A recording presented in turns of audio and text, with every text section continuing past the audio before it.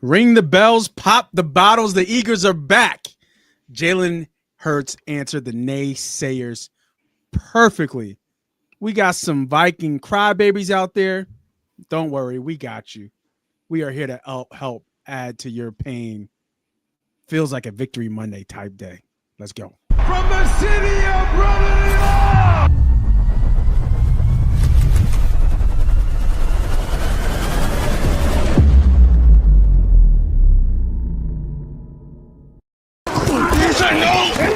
All day, baby. You know that. Let's hunt.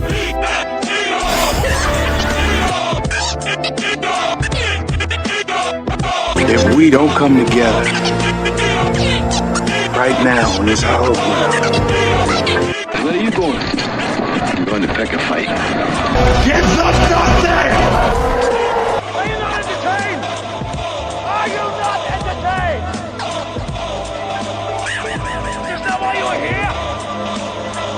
Let the games begin. This is where we hold them! This is where we fight! This is where they die! Money is nice, championships are better.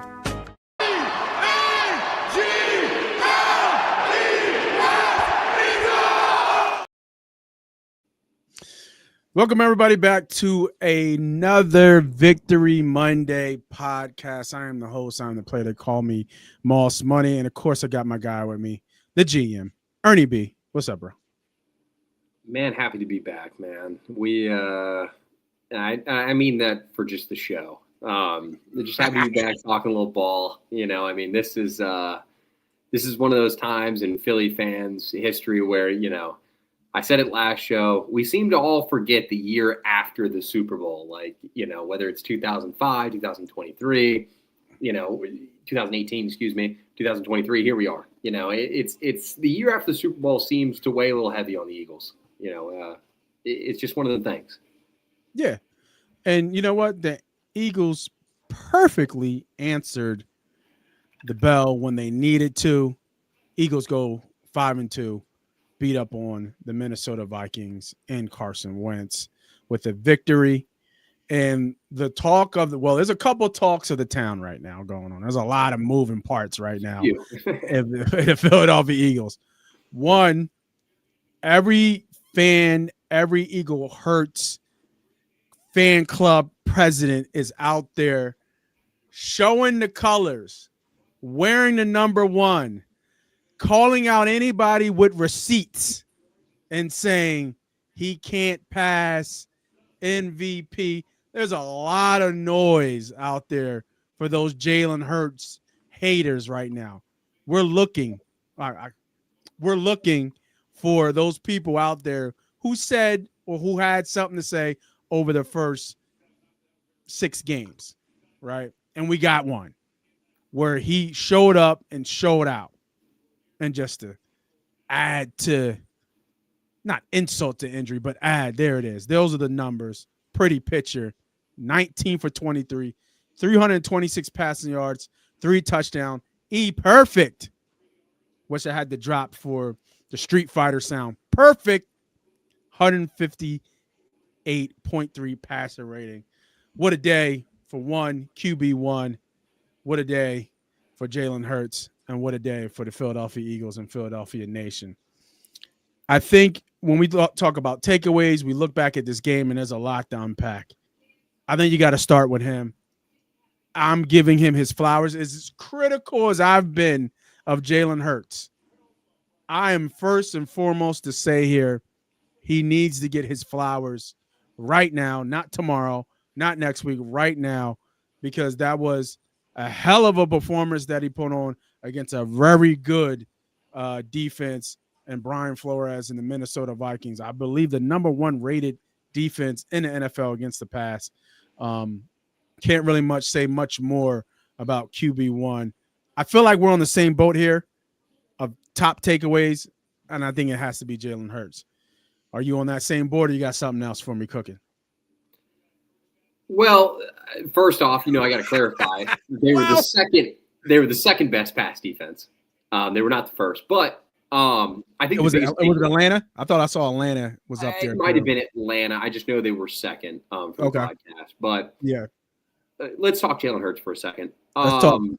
This guy has been doubted as a passer, through and through. And it would seem that his top quarterback play comes when there's some sort of storybook. I mean, how do we put this? A storybook pivot. You know what I mean? There's. I know what you're saying. It's the gamer in him. Once the back and forth goes, he turns up. There's a lot of stuff about the pregame stuff with Wentz. How he went to talk to him.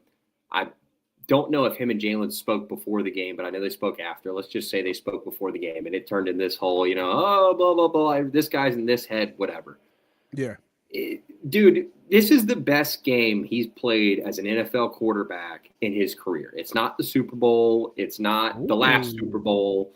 It is this game right here. Let me zoom in for this one. Big takes. He's not better than the Super Bowl? There have been 3 quarterbacks in NFL history to record a perfect quarterback rating for the Philadelphia Eagles.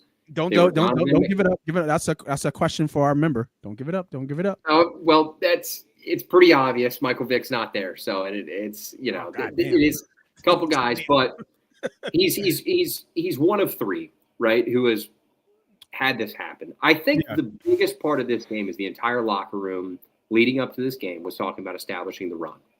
And when the run was not established, Jalen defied the odds. Now, whether that's the odds that we have against him, the odds the league has against him, whatever it may be, this guy proved that he can throw the football from a clean pocket or on the scramble drill. Mm-hmm. And I think that's a big or on the scramble drill that we haven't had success with. I'd say my biggest Jalen Hurts takeaway, aside from the fact that, I'll stamp it, best game of his career as a passer. Yeah. And I would put it up there with one of his best games that he's had, as a guy. Let's put it up there. He beat Carson Wentz in passing yards, less pass attempts. So that's always a positive. But it was the way that the team adjusted, because that word's been all over the place the past couple of weeks. The way the offense adjusted to the run not working. They tried to run the football. It didn't work. They talked about running the football. And when it came down to it, the Eagles beat man-to-man coverage. And okay. I don't understand why teams continue, even Brian Flores, one of the best defensive coordinators in the NFL, tries to play man coverage against this guy with A.J. Brown and DeVonta Smith to just say, we're not going to let Saquon beat him. We're not going to let Saquon beat us. Let's make this guy throw the ball over the field like he doesn't have anybody to throw to. And facts. I don't want to get too ahead of myself, but the Vikings played the worst defense they could have played against this team. And Flores did not look good as a coordinator playing that. And that could have been personnel-based, whatever. But the Vikings, he blitzed a shit ton, but that's his MO. Of course, but that's his MO. But yeah, they're one of the lightest defenses by weight in the NFL, and we still couldn't run the football on them. Mm-hmm. Now, I'd love to transition this into you telling me about why an offensive line group can protect against the pass but not against the run, because everything in my football knowledge up to this point without playing in the trenches has told me that offensive line would rather play the run game than play the pass game. But they held up fantastic in the pass game. They did. And I hate to ramble, but then we got to where Cam Jurgens leaves the game and all of a sudden we're playing under center because Brett Toth can't shotgun snap. You could book that here. He can't. Just can't do it. But is that why? I mean, anybody can look it up. The guy has not been good at snapping the football, especially in shotgun, through multiple training camps. This is multiple years of this. Wow. I'm not saying Brett Toth's a bad football player. I have nothing against Brett Toth, but Drew Kendall, the backup center they drafted out of Boston College, was inactive this week.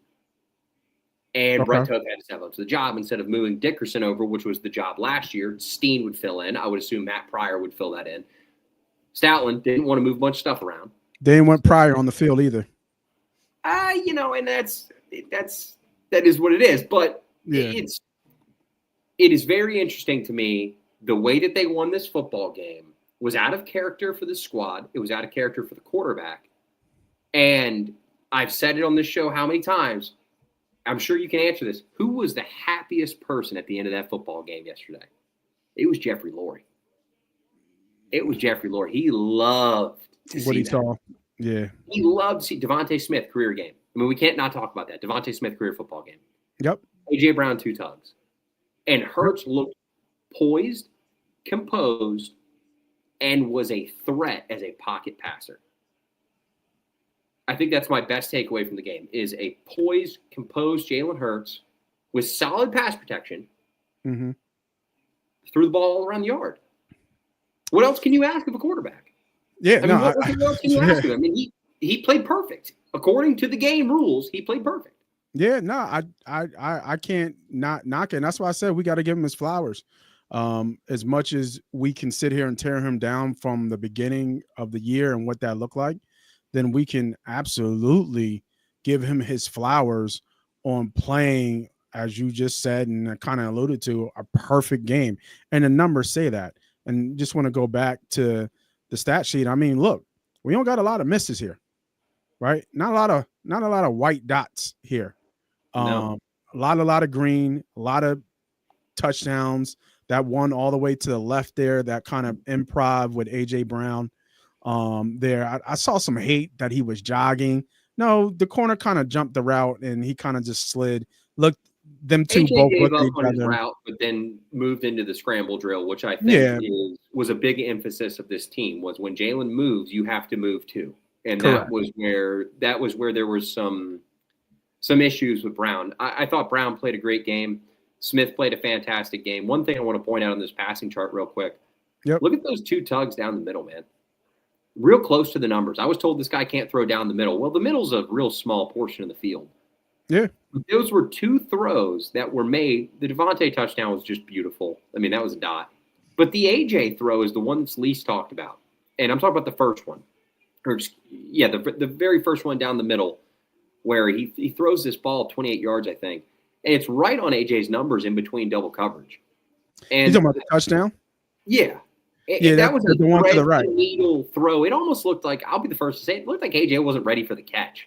I mean, he was ready, but you know what I mean? It looked like he wasn't anticipating the ball. Yeah, and that was great anticipation by Hurts. I mean, it was a dot. We questioned his. I mean, some of the throws that he missed were the deep throws, and it was crazy when people say that, oh, he can't throw. I don't remember that narrative coming up that he can't throw. We've always said he's one of the best, if not the best, deep ball thrower in all the NFL.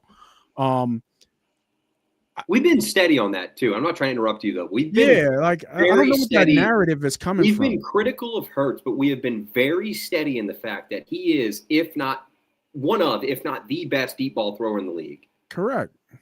It has been the off-platform throws, like the one he made to AJ on 3rd down, that haven't been there. He's ran out of bounds every time, and he did it early in the game.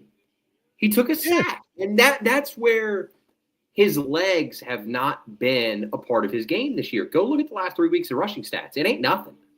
The dude's sitting in the pocket throwing the ball, or he's throwing the ball outside the pocket. We can't talk about a typical NFL pocket passer nowadays is standing in the pocket because that game doesn't exist anymore. I mean, even Tanner McKee, you plug him in, he's going to move a little. So these off-platform, off-schedule throws that he made on critical downs, I mean, this is, I can't say I remember the perfect game from the past 2 quarterbacks, verbatim, but this is a performance from a guy that looked like he was in control of his offense. He looked like he was in control of his personnel, and he looked like he was in control of a game that was in a hostile environment that a lot of people thought they could have dropped early in the year. This is before the 2-game skid. We had talked about they could drop that one to Kevin O'Connell. Yeah, I had them losing to the Vikings. That's what I'm saying. We talked about, like, this could be one of those ones where it is what it is. But this guy stood up to the plate and took it to another level. And I'll be honest with you, I don't think they win that game yesterday without that man. I think that he is the sole reason they won the football game. And he is the reason why he's paid the way he is. And he showed his worth to this football team. And I think he gets to walk into that locker room, not today, tomorrow, obviously. Yeah. But he gets to walk in this locker room tomorrow morning, and he gets to look at everybody like, I really have to carry you guys all the way? The defense played great, don't get me wrong. But they let up a couple plays that were ticky-tacky. It was, the defense is figuring some things out. But the offense, which has been under the microscope and has had all this stuff talked about him on national media, he looked right at him like, okay, what do you want me to do? Somebody has to throw this ball. Somebody has to catch it. Yeah, I mean, once he gets his back against the wall, like you kind of said, iterated before, it's just something about it just clicks. It just turns on, and then he gives you these unreal performances. My guy Smitty from the Santa Boo podcast jumping in. One of the best throws he made was on that third down run outside the pocket of AJ to get the first. I think that was like 3rd and 13 too. Dead to rights, got out. It was fantastic. Yeah. It was on the rollout, and he put the ball where only AJ could get it. Correct. It was right in the face mask. You know what I mean? I mean, you could not have asked for a better dot throw from a guy on the move. A guy that can't throw the football doesn't make that throw. Yeah, I was. Somebody had said this before, and I was trying to think about it because they were saying how good that throw was, and it's been replayed on Twitter and everything over and over again. And my question to those out there watching, my question to you. How many quarterbacks can make that throw? Right, we know Allen, we know Lamar, we know Mahomes, of course. Mahomes. Rodgers could probably still make that throw. Rodgers can make the throw. I agree with that. He looked like he can move a little bit. I want to say Baker. I feel like Baker can make that throw. Baker can make that throw. I think that's a throw where when Justin Herbert misses that throw, you don't ask questions. But when Jalen Hurts misses that throw, all of a sudden it's the end of the I like where you went there. Yeah, no, for sure. And he doesn't get judged like the other guys do. It's just like when he lost. His game is different, and I understand. Yeah, his game is different. It's different. Like you stand at the beginning. This guy's a gamer. He's a gamer. It is what it is. But what he did yesterday was so awesome from the quarterback position, because this was not. We're in an era that is dead of pre-snap football. This is post-snap football against a Brian Flores defense where the pass pro held up. You can give it all to the pass pro. That's fine. I mean, Stoughton University, they held up. But he made the throws in a lot of situations where it looked like Hurts thought he was sacked, rolls out, makes a play. Yeah. So that's that secondary reaction element of his game that has not been respected enough because he's so often used his legs. And his legs take it for a first down, do whatever. Now these past 3 weeks, and it's not just this game, these past 3 weeks, we've seen him make throws on the move. We've seen him make throws on critical downs. And they've been, phenomenal throws. I mean, these are elite level quarterback plays, and he's stacking them up. I mean, yeah, I see people jumping in and out, man. Make sure you hit the like, hit the subscribe, drop a comment. We talking about Jalen Hurts and his perfect response to all the critics, all the haters out here in the Vikings crybabies. Oh my God, I can't wait to get into this thing about the catch. I have the video of the Hockenson catch versus the Smitty catch. It's just unbelievable, the crying. I mean, even the commentators, it's just all this noise. But getting back to Jalen, because I don't think we're done giving him his flowers and giving him the time that he needs. The one thing to go on what everybody's saying, what you're saying, best performances, things like that, he was in complete control of the line of scrimmage. The checks and the things that he did when he knew the blitz was coming, I think that's really where you see his growth, right? He saw some last year, is him taking over the line of scrimmage and beating people, not just with his ability, but his mind is keen, man. His mind is really keen. And I think that's what he's taken from a lot of the greats that he's probably studied, is that these people are beating these coordinators with their mind. I think it was on the touchdown. I think the A.J. Brown, where they saw the corner blitz coming, he slid the protection to the left as if that corner blitz was coming. The blitz came from the right, and him and A.J. connected on that improv throw. But just being able to see that pre-snap, have everybody change the play, have everybody execute it, sliding the protection, and then making the throw and then executing. I mean, it was a thing of beauty and almost the perfect play, the perfect call, and the perfect protection to make sure that you're able to execute that play. And everybody was on the same page. And this goes to my next take, and I hope we're on the same page on this one for the biggest takeaways for this game. We talk about Jalen Hurts and his flowers. How about Kevin Patullo? I think that was my takeaway. My takeaway that the OC is much hate, and we point the finger at the OC. How can we not give him credit for calling a great game? Like you said, adjusting to what he's seeing. Now, I didn't know about the whole, what's his name? Is it Toth?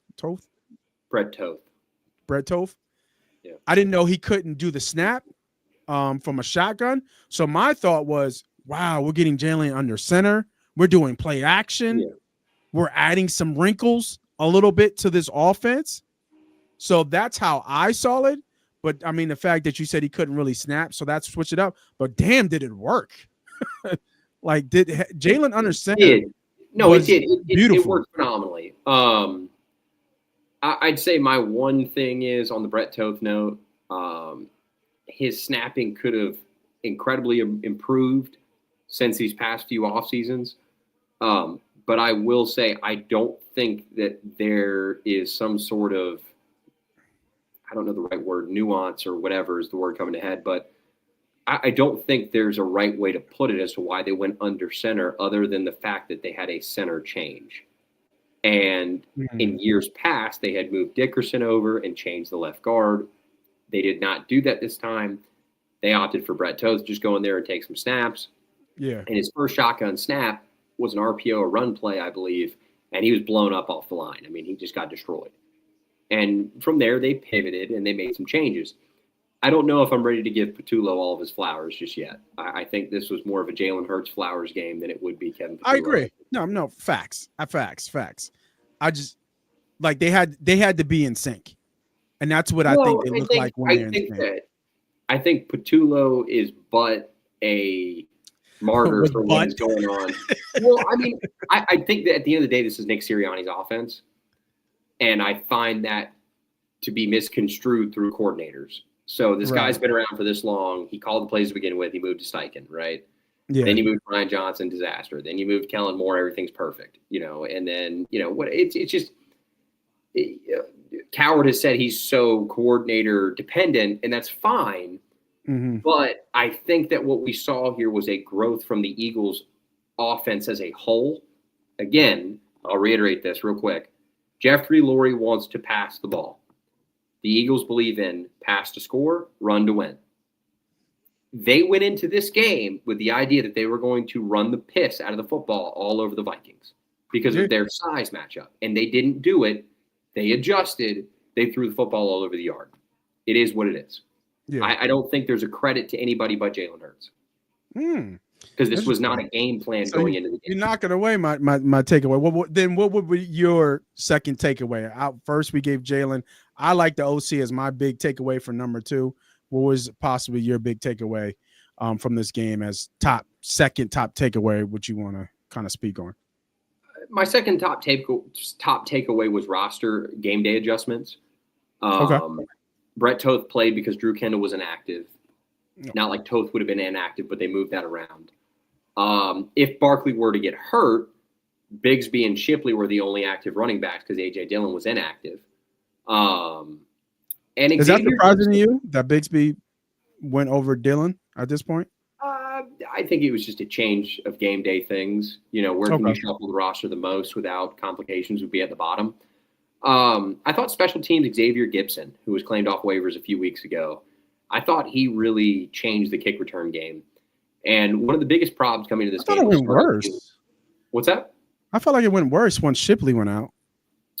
No, Gibson had a 37-yard return that set up the final drive, and he averaged over 26 yards per return. So that was Gibson. That was a guy that they claimed to solve those problems 3 weeks ago and just decided to have him inactive. and he finally gets a start, and he had some fumbling issues, but so did Tank Bigsby with kick returns. He didn't fumble the ball. He played great. I mean, I thought that Gibson set the team up really well. I thought the special teams itself, outside of Jake Elliott's missed field goal, I thought the special teams picked up their side of the game. And I think that allowed the offense to have better starting field position, which ultimately, no matter what happens to the offense, if the offense starts further down the field, the defense doesn't have to make up for as much. Yeah, no, I think that's a really good take about some of the keys, that people are not thinking, and how obviously, they always say, special teams win games. So I think that's a pretty decent call. Field position is always important in football. And one of the biggest problems with the Eagles up to this point has been field position. So the fact that they were able to shift the field in a positive direction off one player change, that's big for them. Yeah, no, I agree. Yeah, what is going on with these goddamn running backs, man? These running backs are going off. I see Mr. Gibbs has over 200 yards of all-purpose yards. Last night, CMC went off, if I'm not mistaken. Right now, Detroit is up 21-9. It looks like late in the third quarter, Tampa's struggling here to get the game close, but we'll see. Okay, I like your thought process of that takeaway for 2 game day rosters, special teams, and how that kind of switched up. I'm still going with the OC. I think it showed those 2 in sync. And then for me, for 3, you know what? I got to give some love to the defensive side of the ball. I'm not going Jalen Carter, even though he seemed like to make a pretty big impact. How about Nakobe Dean, bro?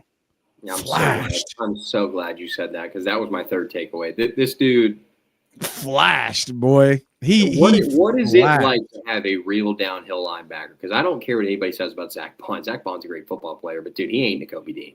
He's just not. They don't play the same. Nakobe Dean is a true instinctive inside backer that goes off film. He does not. Now, I'm not saying Zach Bond doesn't watch film. I'm not saying that, but this dude reads plays and reacts, and he reads and reacts faster than his body can move. That's what makes him special.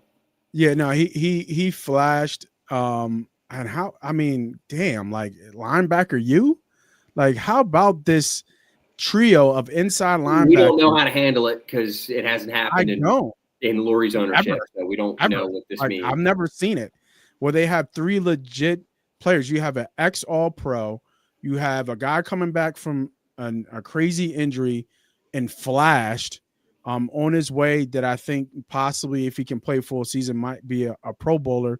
And then you got a defensive rookie inside linebacker who could be a candidate for defensive rookie of the year.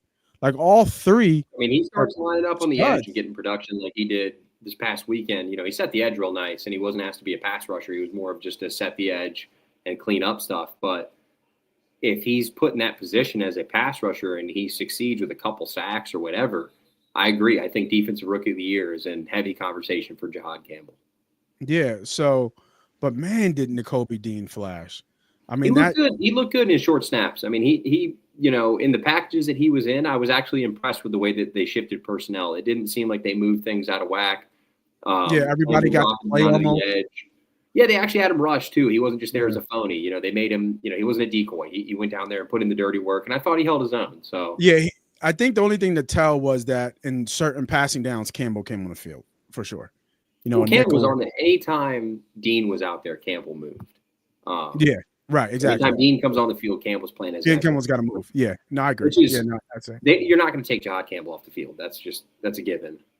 Even with Brandon Graham's return, we're not going to, you don't move Campbell. You're not going to take Campbell off where he's at because he has been so successful. I think his versatility at this point in the season, like you said, could really skyrocket him into Defensive Rookie of the Year, which really is a stat award. Versus stats outweighed Mitchell's production, which Mitchell's production last year was phenomenal. But versus sacks outweighed everything, even though they weren't a bunch, they still outweighed everything. So I think Campbell moving the edge is fun, man. I think he held his own. He's light, he's only 235 pounds, so. He's got to pick up some stuff there, but he doesn't have any pass rush moves. But we'll see. We'll see what it all kind of looks like. And you already kind of dropped the name, Jalen Hurts, returning to Nakobe Dean, and now the unretiring. Oh man, I gotta bring up this one because I dropped this one. The unretiring of Brandon Graham, who threw up the cleats on the damn wire. He threw it up on Rocky's shoulder.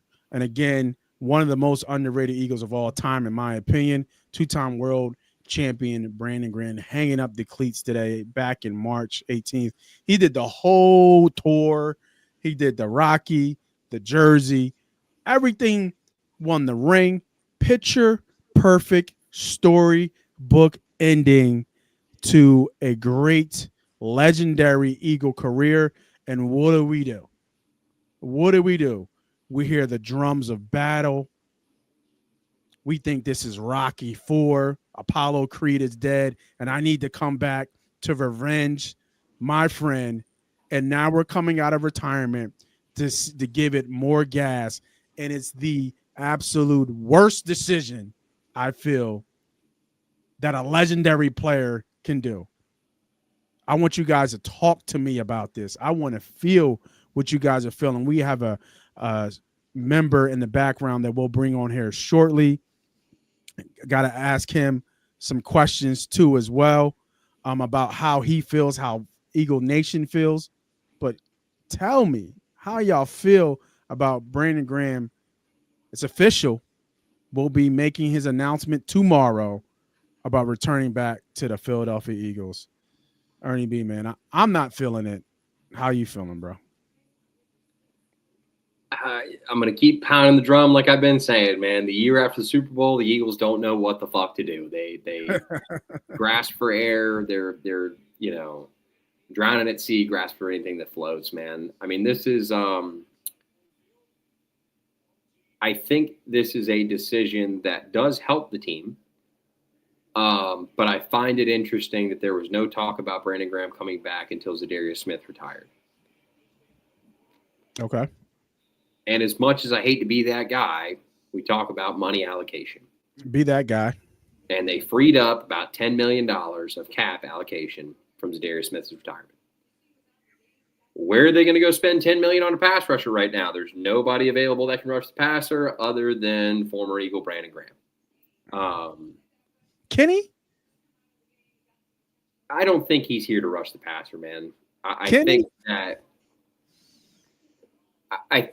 that, and we can talk about this. Azeez Ojulari just got hurt too, so I don't know exactly the extent of his injury, but I saw that. Yeah, we did. We didn't talk about injuries. There's some injuries from that. Eagles are 3 healthy edge rushers right now. It is Jalix Hunt, it is Josh Uche, and it is Patrick Johnson. So they don't have a lot of talent there to move around. I think this just screams Eagles. This screams Eagles post Super Bowl. This is just classic. You want my take on this? You're calling the wrong guy because you should be calling 62. It shouldn't be 55. You should be calling Jason Kelsey. He's way apart from this. He didn't lost weight. Don't let the YouTube video of him trying to do a workout still fool you. Well, that's what I'm saying. I mean, if I was calling anybody, it'd be 62 over 55. I think 55 can still do it. I don't think there's any physical aspect of this game that he cannot perform, but I do think that at this point, Graham coming back doesn't move the needle at all. It doesn't, but I'll put it to you like this, and I also hate to be that guy again. If this is what he needs, and if this is what him as a player wants to finish, by all means, man, make it happen. Like, it is what it is. But I don't think this team has any bit of the qualities of last year's squad where they truly can overcome anything. Last year just felt like no mountain put in front of this team, they were going to climb it. This year feels like they're just getting by. They're winning football games. It took Jalen Hurts playing the best regular season game of his career to win that football game. Let's not act like they won 42-14. I mean, they won 28-22.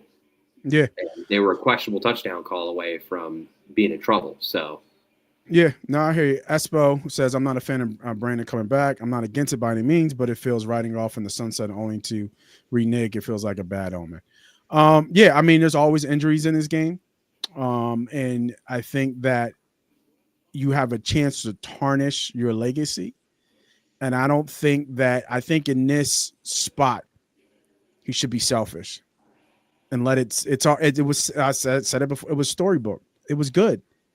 You know what I mean? Everybody said it at the beginning of the year. How great would it be for the Philadelphia Eagles to win? You retire, you get another ring, you help the team win. You're the last of that, Eagles guard, as we say, of the old dogs.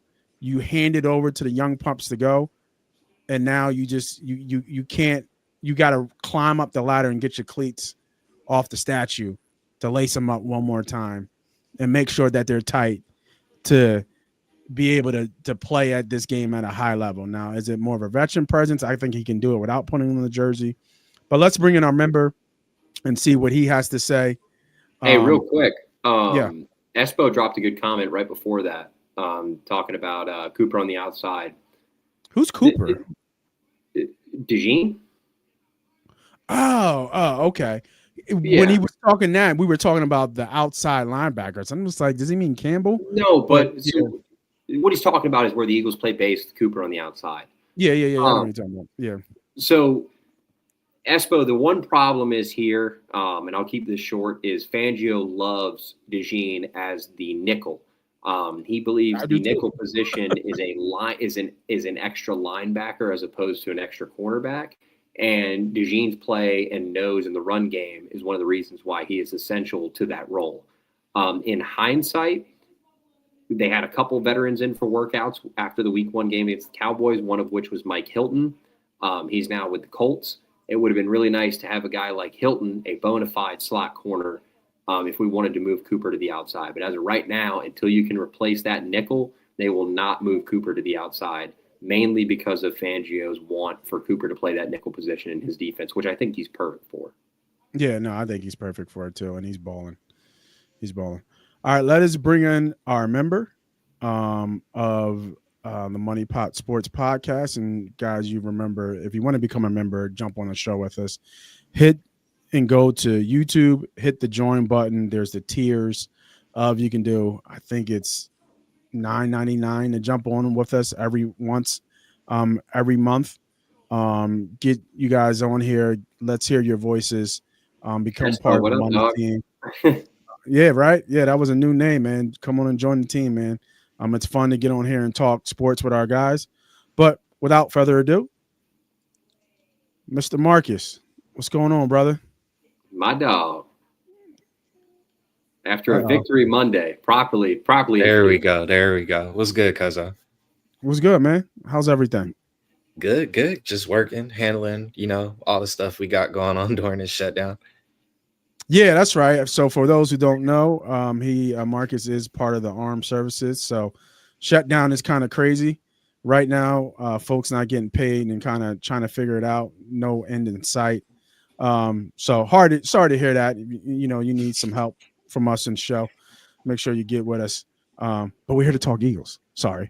Switch from government talk and talk birds. With all the nonsense with the political scene out here. Man, but we're going to start off with some of your thoughts about the game. And then I got some questions for you. I'm going to throw you for a loop. I got some Eagle fan questions that I came up with. You might need Chat GPT or whatever it's called to use real quick, use Google real quick to answer some of these questions. But first, let me get your takeaways from the game. If you want to agree or disagree with some of the stuff that we said already. But let me get your thoughts on the game so far, and how you saw it from your chair. After the fourth straight handoff, I figured this was going to be a long game. Okay. I don't know what's going on with the 15 play script, but four plays in a row. I understand you want to establish, outside run now, but you have to switch in or at least start to play action, keep them guessing. But you go 4 plays in a row of run, and then what kind of put the nail in the head was the 4th and 4 touchdown. Because if the scramble drill wasn't even doable, that's a turnover. But the fact that we were able to capitalize on that mismatch on a scramble drill kind of lets me know, like, whatever they were game planning is not going accordingly as far as, their however they schemed it. And, you talking about the AJ Brown one, right? The one on the corner on the side, the first touchdown, where he had, what is it, Mallet Motelis or whatever covering him. Was it a corner or linebacker? It was 44. He's a hybrid. He's like a hybrid. And Rodgers was technically the top defender on there. And Rodgers is supposed to understand that Metellus has the underneath, and he's supposed to take the go. And he didn't. So Brown just ate that alive. I mean, that was one of the ones where it was awesome to see the fact that Hurts was able to make the play after, during the scramble drill, like post snap, to see him read that, and then to see the wide receivers perform the scramble drill up to that point. It kind of gave me the same sentiment Marcus has here, where I'm not crediting coaching here. This was just players making plays, in my opinion. It was obviously within structure, but it's not. Yeah. This was just really good football players making really good football plays. It felt a lot looser today. I can get with that. Like yesterday, it just felt looser. It didn't feel like Marcus alluded to. The sentiment of this team going into this game was they were going to run the football. They were going to abuse a smaller defense with their offensive line. And the way that they ran into it, and it seemed like it worked, Marcus. I mean, this looked like the Giants game where the first 3 runs, Saquon's doing what he's supposed to do. The offensive line is fresh. Guys are moving guys off the line of scrimmage. Everything was good.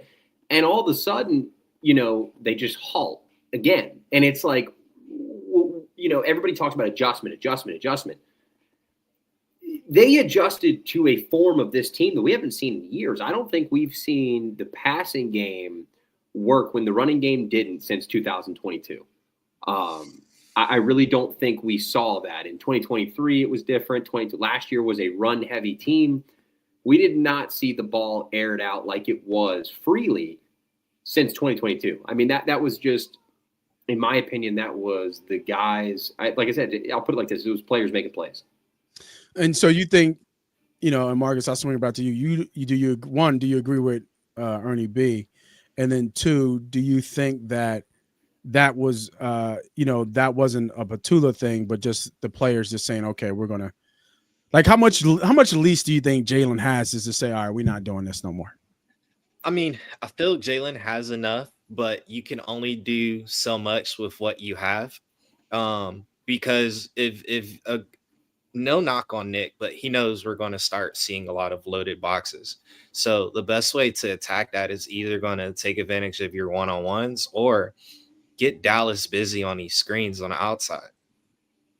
But we've gone away from getting Dallas active in those type of screens where we're doing little giant style formations to get him the ball instead of that creativity we had when Dougie P was actually, dialing those things up. Now we don't way back, bro.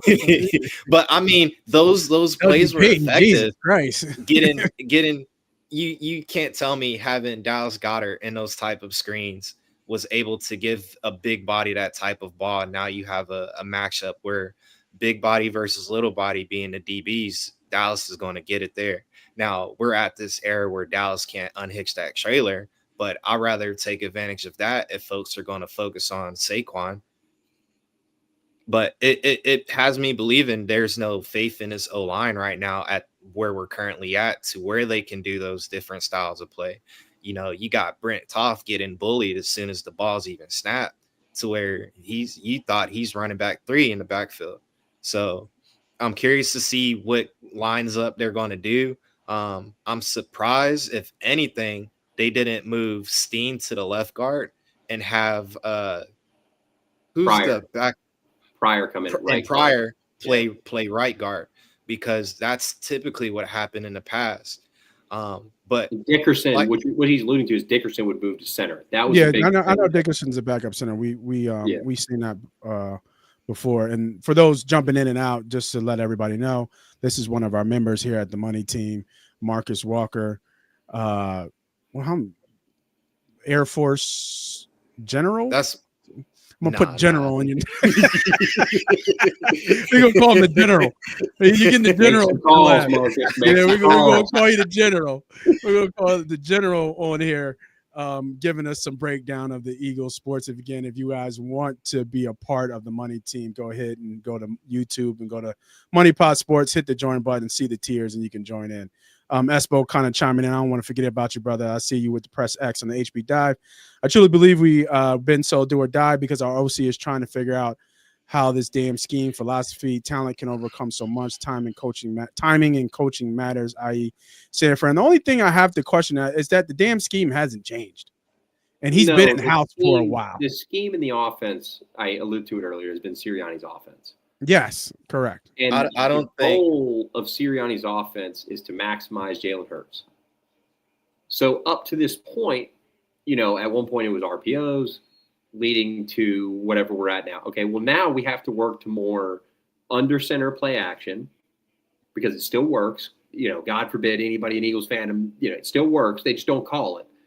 And we talked about it earlier, Brett Toe's snapping issues, Marcus, were something in training camp that was well known amongst Eagles media. And it was pretty ironic to see that he went under center as soon as Toth came into the game. And like you alluded to, you talked about earlier, Toth got blown away on the first shotgun snap. I mean, he was just moved to the side, thrown out the club, straight shot at Hurts. After that, they shifted to a more under center mindset. Which worked. And it did. My question to Marcus is, at what point do you pull the blame from Patullo? At what point do you look at this franchise and you say, okay, it's not going the way we think it's supposed to go with all these fancy toys. What can be fixed? Because I'm sure Marcus, you're a smart enough football guy. Kevin Patullo isn't the end-all, be-all of this. He just is the face that happens to be relaying the information to Jalen Hurts. So my question is, A, how do you feel about Patullo, and what happened yesterday? And then how much autonomy does Jalen Hurts have over this offense, like Nate alluded to earlier? Like, is this something where these are pre-snap reads, post-snap reads? Like, what are you feeling about this? I don't think Patullo is probably going to last long. As we probably seen. When you say that, are you talking about like this year as a play calling or after this year? I'm probably after this year. He probably finish out the year, but I'm seeing the issue maybe is as long as Nick Sirianni's the head coach, our offensive coordinator is going to have to be experienced in both play calling. We've seen what success we've had with Shane Steichen having, prior experience coming over to the Philly. And then as well with Kellen Moore having all those years as far as that experience. And kind of, whatever they said, he took some of the stuff he ran in Dallas and blended it in with Nick, but it's Nick's offense.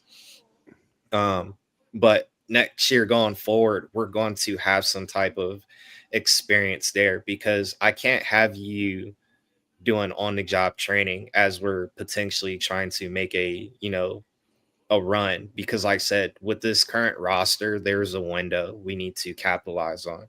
And I can't have this being, hey, this is your probationary period and we'll try it again next year.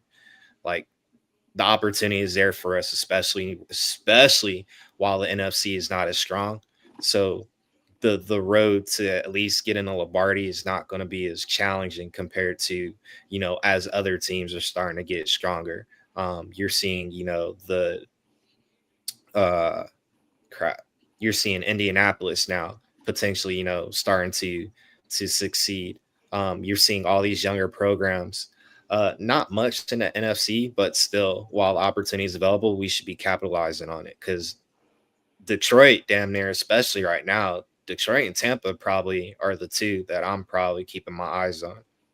Detroit, who lost both coordinators too, and they seem to be somehow, some way clicking like there is no issue. Yeah. And also, let's just clarify real quick, Dan Campbell is not a Mike McDaniel, Kyle Shanahan kind of guy. He's just a bro.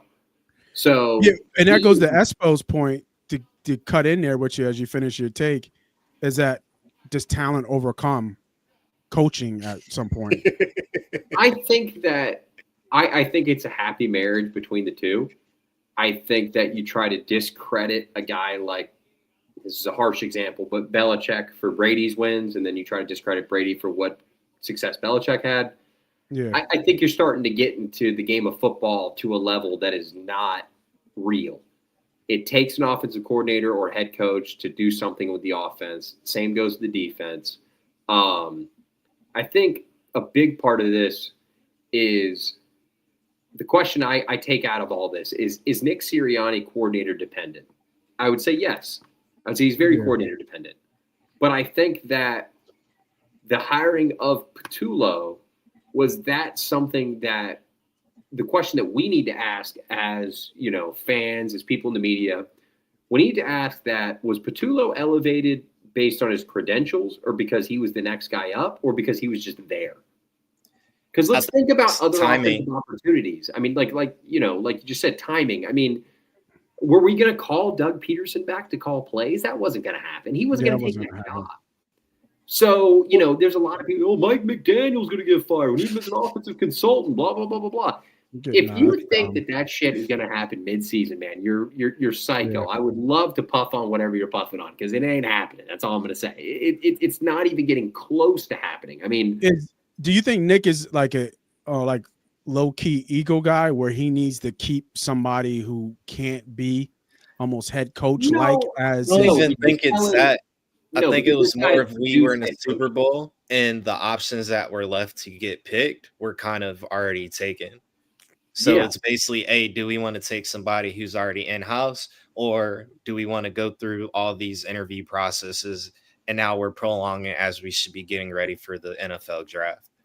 So that's a perfect way to put it, Marcus. This is just like 2022, which I don't know, Mark. I know you watch. I know you follow pretty religiously. I've stamped this.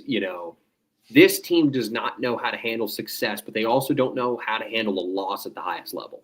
When they reach the top of the mountain, the year after just seems like regroup every single time. And we're in a position now where we've talked a lot about 2023. We've talked a lot about, is this a collapse? Is everything going, Yeah, I said that 23 mudslide. I mean, after this game, Marcus, going into this Giants game, where's your head at as a logical fan? Because I know you're a logical fan. I mean, are you confident in this team moving forward? Or, I mean, where are you at? I mean, we're going to look good if we've taken this L. Yeah. I mean, you're not. Time out. What did you say? We're going to look good taking this L? We're going to look because we're wearing the Kelly Green. So at least we'll look good taking the L. Okay. Yeah. Okay. I was about to say. Undefeated in the Kelly Greens, too. They're undefeated in the Kelly Greens. Yeah. So that's. Shout out to the guy Espo. I know you ain't in chat. So are we wearing the white and black or the interracials, what fans want to call them? Army vet. So shout out to another guy. He's 100% on the head, bro. Because there's no experience. So you're literally trying to lead these group of men with no clue what to do, and all you know is the book way. And as y'all know, there's the book answer, but this is how we work in the real world. You talking about Petulo? Nah, what Espo stated. This kind of goes into like the Petulo thing. Well, I don't put Petulo as him and Jalen just have to be on the same page. To me, Sirianni is the leader of men. That's his job, right? That is his job, to get everybody in line and make sure that the machine keeps running. I don't put that on Petulo. Him and Jalen just need to be in the same page. I'm gonna put it on Petulo, and because you don't have Jalen throw 30 down times a game, like that's not setting him up for success. You're setting him up for failure. The safe number for Jalen throwing should be 25, nothing more than that. I would agree. You should have a healthy balance. We've said that 25 to 30 range is about where it's about right. You start getting over that number and we have problems. I mean, he outthrew Carson Wentz, who I think Carson had 41, 42 attempts for 303. And at 23 attempts, he had 326. So, I mean, I think that the misconception of Nick Sirianni, which this is Super Bowl winning head coach Nick Sirianni, this is put some respect on that man's name. I mean, seriously, like I respect the guy because I respect the Dan Campbells. I respect if you can produce with what you got. I don't care if you have all the talent in the world. If you're able to bring these guys together as men, a lot of them are young boys. Some of these dudes have families and everything. I mean, dude, you're talking about that's a hell of a job. I think that it is unfair to Nick Sirianni to expect him to be able to elevate Kevin Patullo's offensive mindset, if that makes sense. I don't think that's his job. I think his job is to just make sure, Kevin, you got this? Okay, cool. You sure you got this? All right. Go ahead and move, do what you got to do. Because, dude, I mean, as much as people don't want to admit it, how many meetings do you think Vic and Sirianni are having about defensive game plan during the week? Hot take, it ain't fucking happening. Because Nick, but Vic is different. What he does, Vic is different, cat. Vic sits on that side of the building. But the idea is that Nick needs that kind of OC to run his offense. A guy that's not looking at a head coach job. That guy doesn't fucking exist, man. Excuse my language. I'm sorry, but that guy doesn't exist in the NFL. There are not play callers that go from being really freaking good to, oh yeah, I'm not really looking to do that. You have Josh McDaniels, and he was in here for a head coaching interview before Nick Sirianni, and they were really close to signing hiring Josh McDaniels. Yeah. So you want the veteran play caller? He's in New England doing his best job with Drake May, and I don't think he's going anywhere. So this Patullo is the guy that he is. And I think the blame that's on his shoulders because he's trying things. I mean, Marcus, you know what I mean? He's trying things. He's not. I mean, this is, we can argue about Brett Toth snapping all we want, but he still called plays under center. They're in the playbook. I mean, I talked about this with Nate. What was it, week 1 or whatever it was? They want to bash Patullo. Those little flick passes, the Andy Reid flick passes to Goddard for the touchdown don't happen without Patullo. He's got to call that play. Hurts can't call that in the line. I mean, he can't call that. He's not calling that either. He ain't calling that shit. But I mean, he was like, this shit don't work. That was great creative work with good talent, And yesterday, they just let the talent speak for itself, and we can bash the play calling on the back end, but I'm not going to. It worked. It worked. I mean, the running game was the plan. The team was, noted as saying, I mean, Mailata said it. Hurts said it. They talked about it post-game. They went into this game looking to run the football. And Hurts had his best game of a passer. I mean, I can't, I just can't knock the process, man. I mean, it worked the way it worked. It is what it is. It's, Talking about it is what it is. Let's bring up this. Let's bring up the noise that we're hearing about all these damn crybabies that I'm seeing on the Vikings sideline. It wasn't a catch. That's one of the catch. But let's all look at Career Day by DeVonta Smith. What was it? I wrote it down. He had 183. 183. Or 11 targets. 8 catches. Yep. 8 for 183, yeah. All right. So let's all put the stripes on. And let's talk about, is this a catch? So ball looks like it's moving. Still has some kind of control. Fingertips on there. Love the cleats. Love how him and AJ switch completely violating the rules. I like it. They have not been fined, as far as I know, once so far. So yeah. So are we all in agreement that obviously this is a catch? Now, I guess this is where they're saying that the ball hit the ground around here. I don't see too much movement. His hand is obviously under the ball right here. Wrist control. The wrist is the top portion of this conversation. Right. He maintains a wrist lock on the football, and I believe they call it the catch follow through. So he follows through with the catch and maintains a wrist lock on the ball. Yeah. So catch. Beautiful. All right, let's start with the bullshit. We understand that's a catch. Okay. Now let's look at the bullshit that we're crying about. All right. I mean, we're not crying about it. Yeah, we're not crying about it. When I saw this live, in my head, I said catch. I mean, that's just ridiculous. Nope. Right. This is ridiculous. And I don't think this is the right angle for the ball. That was incomplete. No, that's not. And right there. The hands are flat. There is no wrist control in the football. You cannot hold a football. Physics is physics. His wrist, the top of his wrist, are touching the ground, right? Yep. So tell me where a football fits in the measurement, full of air. It could be a deflated football. I mean, I guess that's a conversation. But the ball would then be sitting on his, right below his sternum, right? Yeah. Not a catch. And if you look, the hands go like this as the ball comes out. Look at the wrist. Yeah. You really need the right angle. Handle it. Yeah, this isn't the right Handle one. it. This ball's not there. I don't see a football. You're not going to tell me that's a catch, man. I can argue Zach Ertz's touchdown catch. We can even go back to Heath Miller's fucking touchdown catch that same season is more of a touchdown catch than that. This is not. This I is was gonna not say Des Bryant. Oh, here it is. Bryant, yeah, Marcus. That's a wild one. Oh, you talking about the Green Bay one? Packers division. Yeah. So elbows here is the argument, right? Yeah. So because he does collapse with the football, right? He comes down with the football. So this is where they say that he doesn't have control. I see a whole palm. He's not touching. He's not touching a paw at all. Yeah, dude, come on, man. I mean, come on, man. I mean, look. So I thought it was a catch because I thought I gotta see if I can get it right here. His wrist in the ball is like this.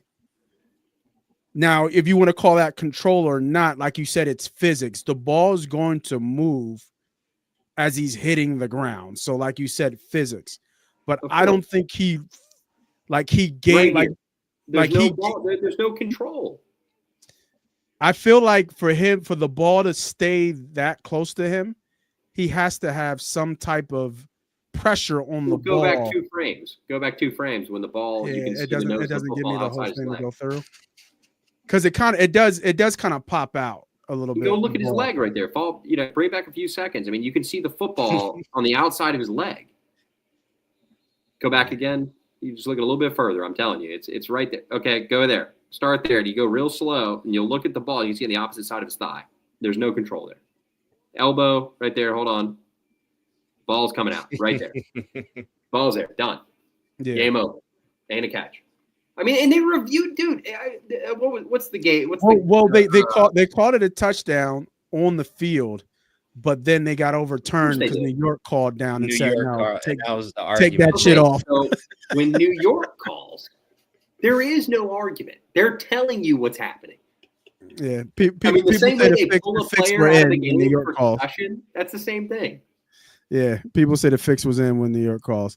But hey, I want to get some of these questions out here for Marcus here. Man. Shout out Espo. I appreciate you popping on, man. This is I love the questions, especially with the guests on this. Like a new name. Yeah, man, this is dope.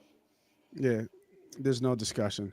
Hey, I'm gonna seeing it live, even with the slow mo. I was like, I felt like you should have gave it to him just because of the effort was there, and there's nothing more he could have done to try to catch that ball.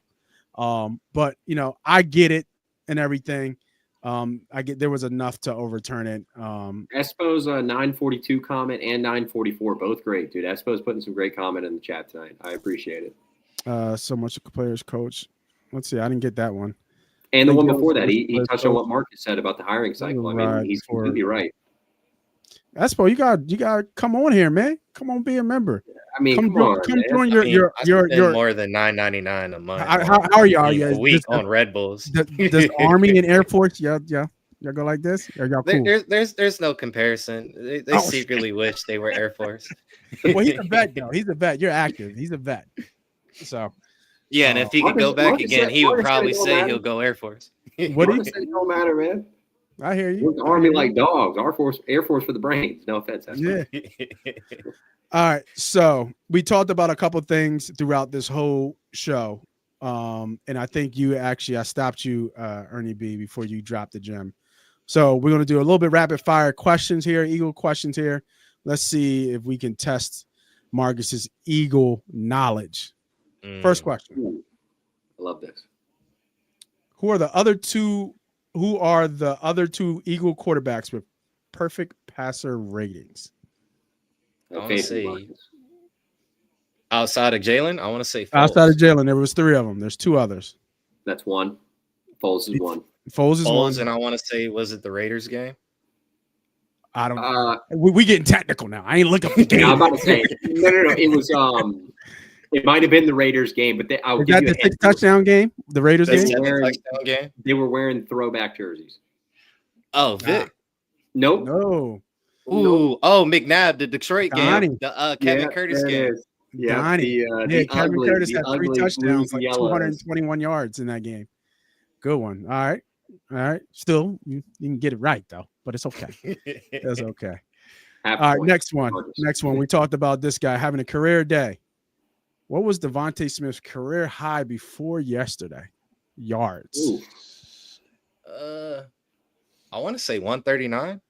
Close. I believe he's like one number off there. Close. Yeah. 169. Yeah. 169. Don't worry, I had to look this one up. I didn't though. Keep it a B. Keep it a B. All right, those are our two kind of, history type questions. Another one. Oh, is Espo joining in? Yeah, okay. He's joining in. Okay, I see it. Had it. 172 was close. 172 was close. Was close. All right, here we go. I think this is a good one. From what we saw yesterday, starting off a franchise, who's your number one receiver? DeVonta or AJ? And remember, we're starting a franchise today. So that is their age contract. After what you just saw from DeVonta, who barbecued chicken cooked Isaiah Rodgers' ass all day. All day he cooked him. It was ugly. And AJ walked away with the jersey. And I will add a tidbit to this. I will add a piece of information. You can have any quarterback you want. So you could have Tom Brady throwing the ball. Pick a guy to catch it between the two. Oh, that's even worse. Because I know who Tom likes. I know who Peyton liked too. I mean, you can talk about who Peyton liked. I mean, as a coach, I would want to go with AJ because of the physicality, the fact that he can capitalize in the run game. Now, Smitty can run block, but AJ just gives you a whole different physicality once he gets the ball in his hand. That run after catch is just. Would you? I'll word it like this though, and you're about to say something else, but real quick, Marcus. If you had to say who's a better route runner, who would you pick? Oh, that's easy. Oh, the Slim Reaper. He's a damn professor at that. And who has the better hands? Not stronger hands, better hands. Yeah, I mean, who late hands is a type of a damn late technique. Late hands is a technique. That's a tool. But we're talking about just pure receiver hands. I mean, if we want to good hands, outside of the one Smitty drop yesterday, I would probably say Smitty has the better hands. That's a good one. I'd agree. I think it's Smitty, but because AJ's hands AJ can catch more in traffic. But Smitty can too. But Smitty has so much on film, like the Commanders. He almost Commanders game where he mossed two damn DBs. Yeah, when we almost thought he broke his back. Yeah, I know which one you're talking about. Did you see the catch, Marcus, yesterday that he had on the sideline? That was a missed throw where Hurts aired it a little bit. Yes, that's the one I'm talking to. Jalen just threw that a little bit lower. Dude, Smith had that. It was like I was like, when I saw the replay, because I saw the play go, and I said, what the F are you doing, Jalen? I'm like, what kind of throw was that? And then I saw the replay, and I said, he really almost had that ball. I mean, you talking about the one behind AJ? No. We're talking to Smitty. It was on the left side boundary. Third down, maybe. It was third and some change, and he airmailed Smitty in double coverage on an out route to the corner. Okay. And I'm talking about, dude, Smitty extends, and he has fully extended. Both feet were already down. He was probably it was almost disgusting. I mean, it was almost disgusting. It was teach tape when it came to how you're supposed to high point at football. Okay. And for the last one, kind of going to the other thing with the theme of the show. This is more of a personal question. The return of Brandon Graham does what for the Eagles? Not for you, but what for the Eagles? Think about it for a little bit. It's a Band-Aid. I like that answer. Good one. I like that answer. Yeah, we haven't talked about that word yet, but that's perfect. Band-Aid is perfect. I like. I mean, Aziz is hurt, then you're still missing that Eggs presence. So somebody who's kind of like, and then probably BG's. I don't know what the financial contract is or what the monetary amount is, But I'd say let's guess somewhere around 9 million, similar to Zadarius Smith's for him contract. coming back, It's just cap money. It's cap money. It's not, they can. It's more of a. He don't need. He's good. I mean, he got his sweet tea or whatever, crooked iced tea going. I thought he had like a job lined up for like some type of. He's on the pod. He has a pod, the Unblockable or the Unblocked with PHLY. Shout out PHLY. He's been running with them and has had as far as I understand, pretty successful run so far. But Band-Aid, man, I think that's the most honest response I've heard from an Eagles fan all day. Yeah, I like it. Which is Band-Aid. I think it's a great way to put it. Yeah, I mean, the clock has come now. When are we going to call Asante? He said October. We're about to go into November. You want to something, Marcus? I'd rather call Stephon than call Asante if you want me to be straight up. Asante, I honestly want to see what Jacoby Bennett can do with him coming off of IR or Jacorian Bennett. Jacorian Bennett. I honestly want to see what he can do this week. I like his game. I think a veteran like Gilmore would give them that kind of just confidence on one side of the field because they play that match carry deliver. And Gilmore might not want to play that style. I think a lot of people just assume that A, he doesn't want to play football, or B, doesn't want to play for the Eagles. That's fine, but he might not want to play that style of defense because it is a pretty nuanced style as a DB. There's not a lot of show. There's not a lot of man-on-man work. Asante Samuel Jr. is who he was referring to. Yeah, I thought that's what we were talking about. I was like, who? Yeah, Marcus, I believe it was neck surgery. Which the fusion or something like that? Yeah, he had a Samuel Jr.? Yeah, Asante Samuel Jr. had a neck fusion or something. It really set him back. He's been red flagged by a few teams. He actually worked out for the Saints, I believe, in the offseason and hadn't passed. Good thing that didn't work. But I remember him saying he don't want to sign with any teams until probably like later September, where if I'm had to guess, that was probably where all doctors were probably say like after this period, you should have 100%, like 90, 100%, back to whatever his new version of full health is going to be. To where that red flag is probably coming like we'll do a nice little friendly 1 year and see. I mean, money unless somehow Howie finesses Minnesota to get Isaiah Rodgers back. Yeah, that's not happening. I can say that. That's not happening. They're right now. I can tell you, both of you confidently, they're hunting the edge rusher market right now. Still, and as they should. I've been told to pump the brakes on cornerback because, like I said, and because the edge can make any corner look like a damn DB1. Yeah, and Marcus and Espo have both kind of, touched on this. I mean, Jacorian Bennett is the trade they made. So whether you like the compensation or the player, it is what it is. That was the trade that they made for corner. So they would like to see that through before anything else happens. His shoulder, pec injury, whatever it was, that was more of a just nuance issue. Even with Brandon Graham returning, I am told that they are still expecting to pursue the edge market. As they should. I'll throw this picture up, as our almost kind of. Care for it.